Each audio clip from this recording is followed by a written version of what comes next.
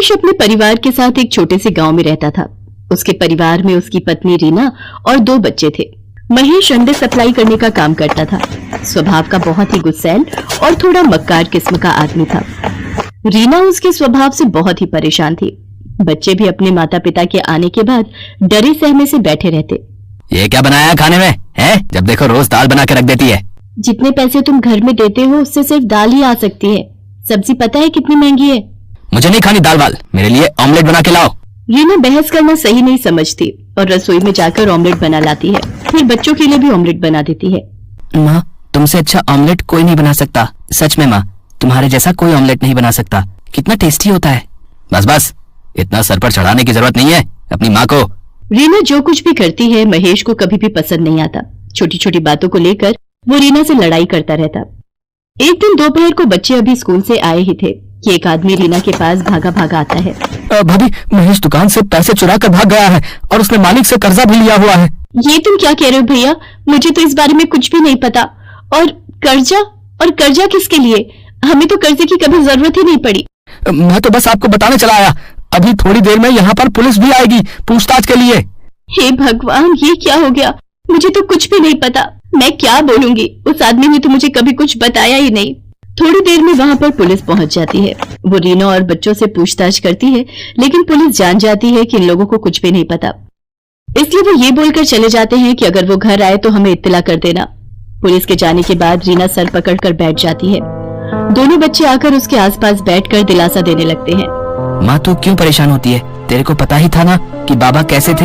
हम है ना माँ, सब मिलकर कर लेंगे। रोते रोते रीना अपने बच्चों को गले से लगा लेती है। अब उसे सामने आगे का समय बिल्कुल अंधकार में दिख रहा था। वो तो पढ़ी लिखी भी नहीं थी कि कहीं नौकरी कर लेती।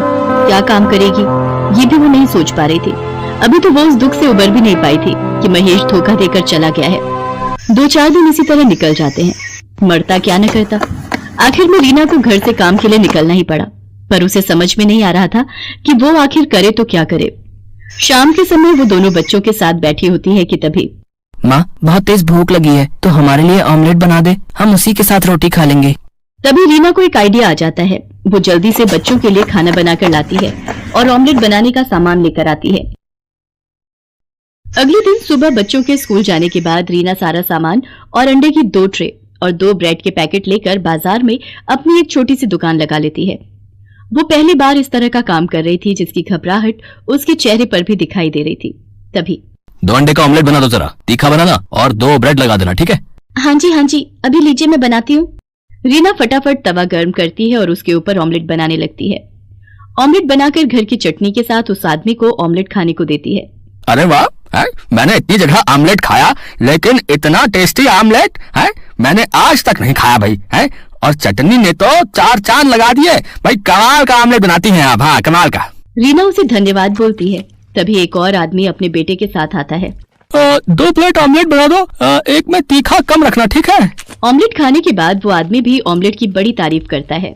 भाई, मैंने तो आज तक इतना परफेक्ट ऑमलेट नहीं खाया है। मिर्च मसाले का तो इतना परफेक्ट बैलेंस है कि वाह भाई वाह, मजा ही आ गया। ये सुनकर रीना के अंदर थोड़ा सा आत्मविश्वास जागता है। शाम तक रीना काफी सारे ऑमलेट बेचकर घर आती है। बच्चे घर पर उसका इंतजार कर रहे होते हैं। अपनी माँ को पहली बार काम से आता हुआ देखकर वो दोनों भागकर अपनी माँ के लिए पानी और चाय बना लाते हैं। माँ तो कितनी अच्छी है, तुझे हमारी कितनी फिक्र है। बाबा ने एक बार भी हम लोगों के बारे में नहीं सोचा और हमें इस हालत में छोड़कर चले गए। बस मेरे बच्चों, पीछे की सारी बातें भूल जाओ और आगे अपना भविष्य देखो। अब हम तीनों को मिलकर अपना आज अच्छा करना है ताकि हमारा भविष्य अच्छा हो सके। माँ, हम भी तेरे साथ शाम को ऑमलेट बनवाने में मदद किया करेंगे। हाँ माँ, हम स्कूल से आकर जल्दी से अपना काम खत्म कर लेंगे और फिर शाम को आपके साथ मदद किया कर। तीनों माँ बेटे बड़े हौसले के साथ अगले दिन से अपना काम और अच्छे से शुरू करते हैं। अब शाम को रीना के पास ग्राहकों की भीड़ लगने लगी। अमित और राहुल ग्राहकों को ऑमलेट सर्व करते थे। अब रीना ऑमलेट ही नहीं बल्कि उबले हुए अंडे और मसाला अंडे, मसाला ऑमलेट, बटर ऑमलेट और अंडा मैगी बनाने लगी। उसके पास अब हर तरह के ग्राहक आते और बच्चों को खासकर अंडा मैगी बहुत पसंद आती है। तीनों माँ बेटा बहुत मेहनत कर रहे थे। देखते ही देखते उनकी दुकान बहुत अच्छी चलने लगती है और आमदनी भी अच्छी होने लगती है।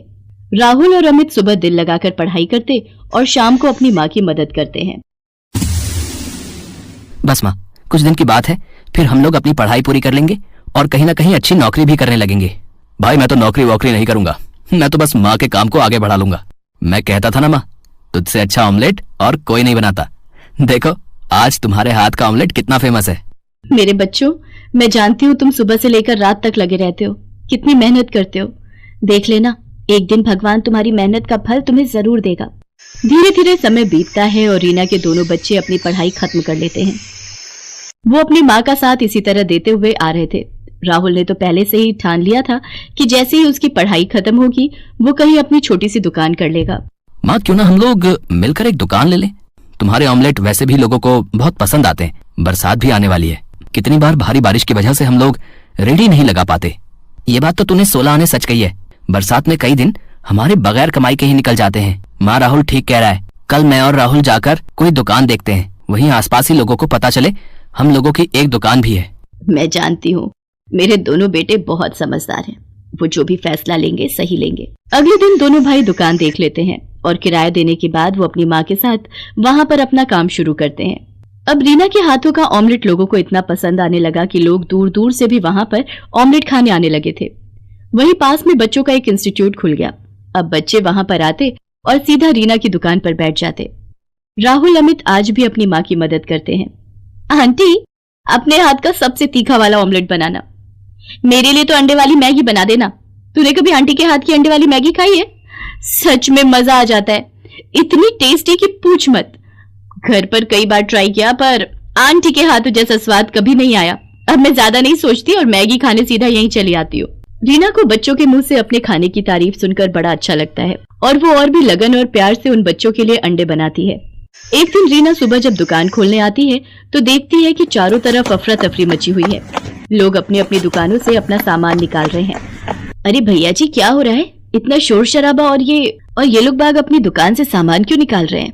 अरे बहन जी, आप भी अपनी दुकान का सामान जल्दी निकालो।